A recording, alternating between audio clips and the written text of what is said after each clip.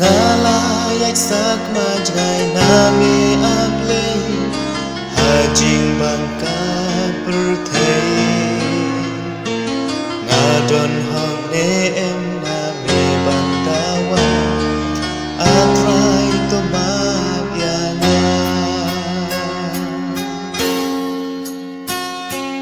aple bakraw badap dajing isnay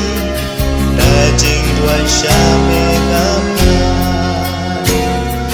bunsin ya metrai ngalalan deno aku dit syame kapna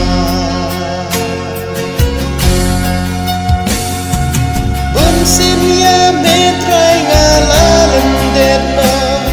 hapungti ahor ngahapno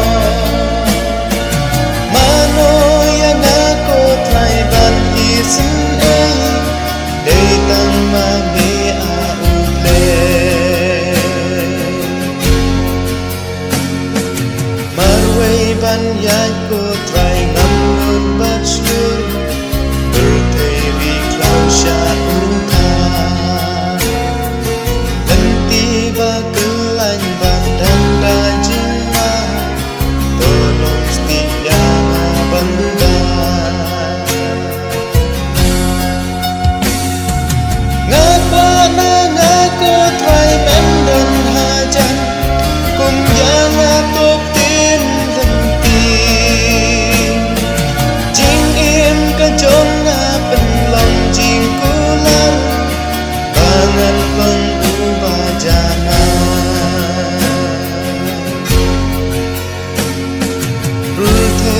bangi em perthei yang basah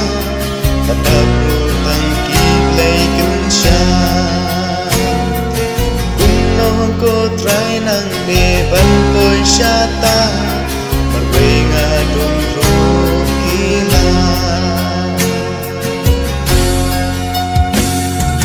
bunsin ha perthei nga yat sakma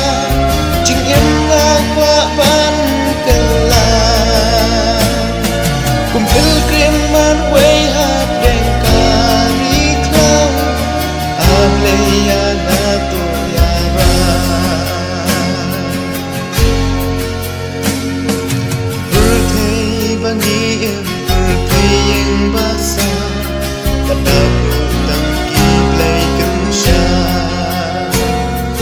kuno ko try nang iban boy syata marway nga dumro kila ablay bakraw bernap nento isle ya syakri jong beto yala min bang shlur ban wan raya kijing kela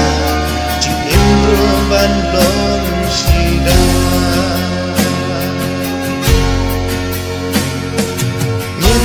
Shlur ban wan raya ki